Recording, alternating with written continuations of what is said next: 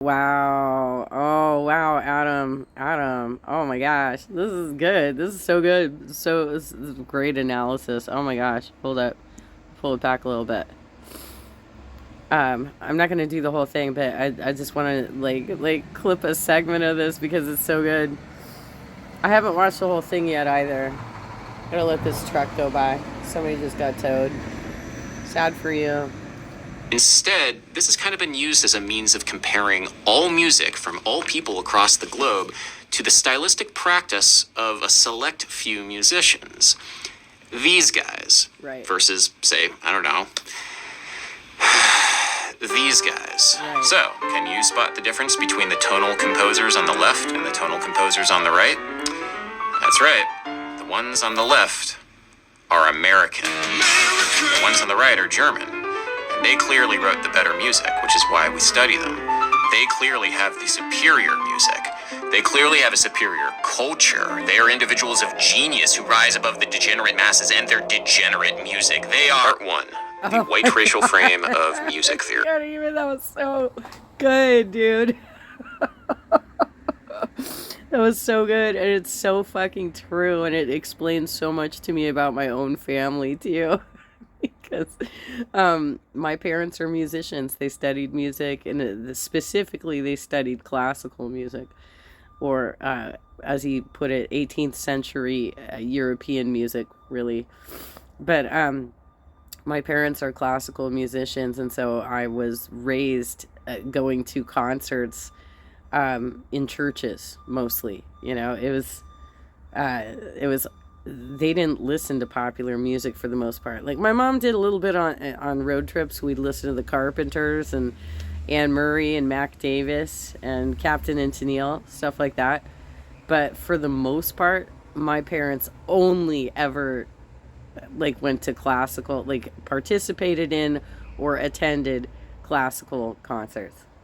Hi, my name is Philip Ewell. I am an associate professor of music theory at Hunter College here in New York City. Dr. Ewell gave the keynote speech at the annual Society for Music Theory conference. Our white racial frame believes that the music and music theories of white persons represent the best framework for music theory. It's part of everything that we do, white racial framing in music. All of the materials that we use in our music theory classes, for sure, are so deeply indebted to whiteness. In his paper, The White Racial Frame of Music Theory, Dr. Ewell says that music theory can be seen as a racial ideology in which the views and ideas of white persons are held to be more significant than the views and ideas of non-whites.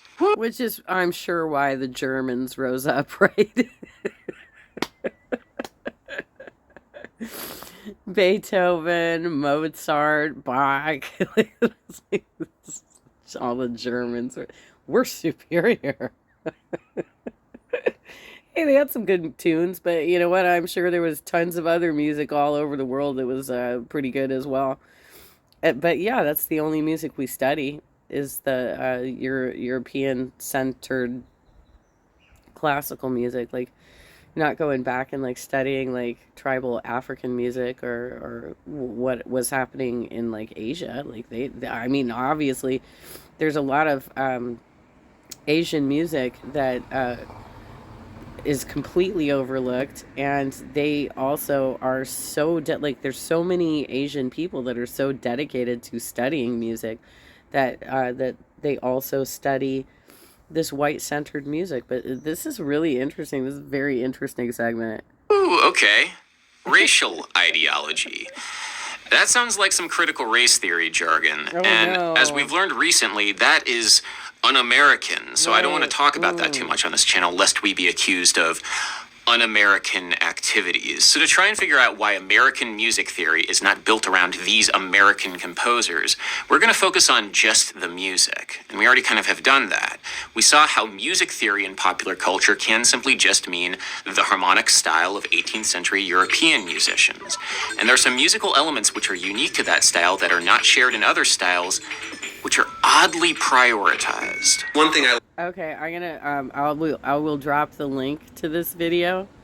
I love this dude. He covers so many great music topics, and I love the breakdown of